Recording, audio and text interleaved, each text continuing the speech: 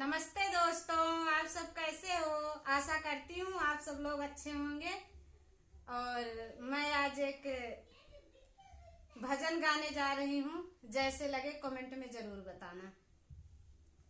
श्यामा ही मोरी फोरी हरे गगरी, श्यामा ही मोरी फोरी हरे गगरी हो। सब सखियां मिल चली नहाउने गई जमुन की ओरी हो, गई जमुन की ओरी हो।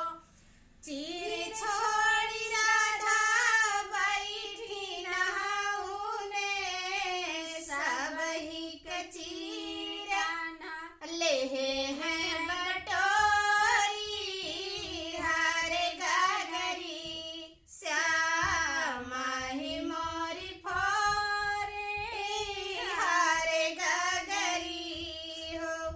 सब सखियां वो रहन लई चली गई जसोमती ओरी हो, गई जसोमती ओरी हो। बर जो असोमती अपने ललन का हमसे करथी